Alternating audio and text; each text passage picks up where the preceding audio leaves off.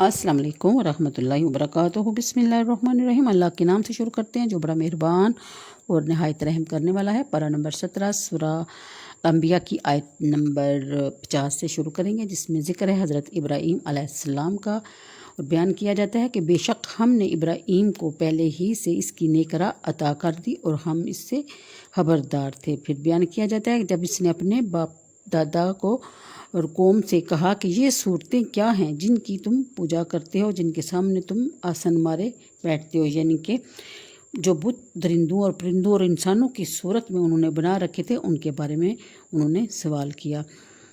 پھر بیان کیا جاتا ہے کہ وہ بولے ہم نے اپنے باپ دادا کو ان کی پوجا کرتے دیکھا، کہا کہ بے شک تم اور تمہارے باپ دادا سب کھلی گمراہی میں ہو۔ بولے کیا تم ہمارے پاس حق لائے ہو یا یوں ہی کھیلتے ہو؟ کہا کہ بلکہ تمہارا رب وہ ہے جو رب ہے آسمانوں اور زمین کا، جس نے انہیں پیدا کیا، اور میں اسی پر گواہ ہوں۔ مجھے اللہ کی قسم ہے کہ میں تمہارے بتوں کا برا چاہوں گا بعد اس کے کہ تم پھر جاؤ پیٹھ دے کر۔ تو ان سب کی پھر بیان کیا جاتا ہے کہ انہوں نے ان سب کو چورا کر دیا، مگر ایک کو جو ان کا سب سے بڑا تھا کہ شاید وہ اس سے کچھ پوچھ سکیں، یعنی کہ حضرت ابراہیم علیہ السلام نے آگے ایک میلے کا واقعہ بیان کیا جا رہا ہے، یعنی کہ اپنے میلے کے واقعہ یہ ہے کہ اس قوم کا سالانہ ایک میلہ لگتا تھا، جنگل میں جاتے تھے اور شام تک وہاں لہو و لعب میں مشغول رہتے تھے، واپسی کے وقت بت خانے میں آتے تھے اور بتوں کی پوجا کرتے تھے۔ اس کے بعد آپ اپنے مکانوں کو واپس جاتے تھے۔ جب حضرت ابراہیم علیہ السلام نے ان کی ایک جماعت سے بتوں کے متعلق مناظرہ کیا تو ان لوگوں نے کہا کہ کل کو ہماری عید ہے، آپ وہاں چلیں، دیکھیں کہ ہمارے دین اور طریقے میں کیا بہار ہے، وہ کیسے لطف آتے ہیں۔ جب وہ میلے کا دن آیا اور آپ سے میلے میں چلنے کو کہا تو آپ نے عذر کر کے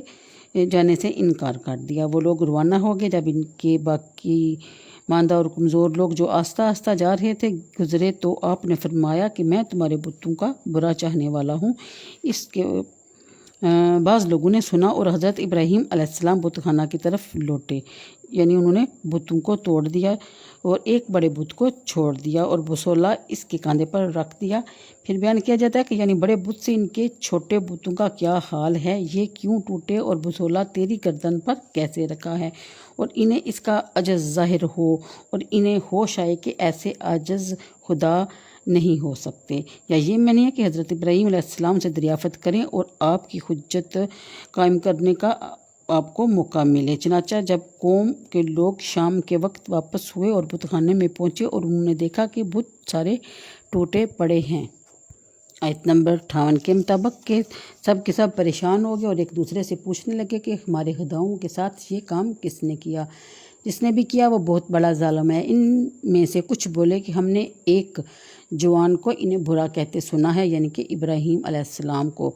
بولے تو اسے لوگوں کے سامنے لاؤ، شاید وہ گواہی دیں۔ بولے کیا تم نے ہمارے خداؤں کے ساتھ یہ کام کیا اے ابراہیم؟ یعنی کہ اور یہ خبر نمرود تک بھی جا پہنچی، اور نمرود نے کہا کہ حضرت ابراہیم علیہ السلام کو پیش کیا جائے اور ان سے پوچھا جائے کہ اس نے بتوں کے ساتھ یہ کام کیوں کیا۔ چنانچہ حضرت ابراہیم علیہ السلام کو بلایا گیا اور لوگوں نے ان سے پوچھا، آپ نے اس کا تو کچھ جواب نہ دیا اور شان مناظرانہ سے تعریض کی طور پر ایک عجیب و غریب حجت قائم کی۔ آیت نمبر 61 وہ بولے کیا تم نے ہمارے خداؤں کے ساتھ یہ کام کیا اے ابراہیم؟ حضرت ابراہیم علیہ السلام نے فرمایا کہ یہ جو سب سے بڑا بت ہے جس کے کاندھے پہ بسولہ ہے، اس سے کیوں نہیں پوچھتے؟ وہ بولے کہ یہ کیا جواب ہوا تمہارا، یعنی کہ تم جانتے ہو کہ یہ بول نہیں سکتے؟ تو پھر حضرت ابراہیم علیہ السلام نے کہا کہ جب ایک بول ہی نہیں سکتا، کچھ کر ہی نہیں سکتا، آپ کو کچھ بتا ہی نہیں سکتا، تو اس کو تم پوچھتے کیسے ہو؟ وہ تمہاری مدد کیسے کر سکتا ہے؟ یہ کہنے کا مطلب یہ تھا کہ قوم غور کرے، جو بول نہیں سکتا، جو کچھ کر نہیں سکتا، وہ خدا کیسے ہو سکتا ہے؟ خدائی کا اعتقاد باطل ہے، چنانچہ آپ نے یہ فرمایا۔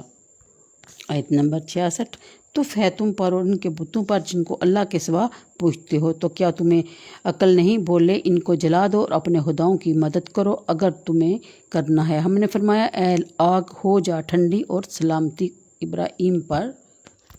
جب حجت تمام ہوگی اور لوگ جواب سے عاجز ہوگے تو نمرود اور اس کی قوم حضرت ابراہیم علیہ السلام کو جلا ڈالنے پر متفق ہوئی، اور انہوں نے آپ کو ایک ایسے مکان میں قید کر دیا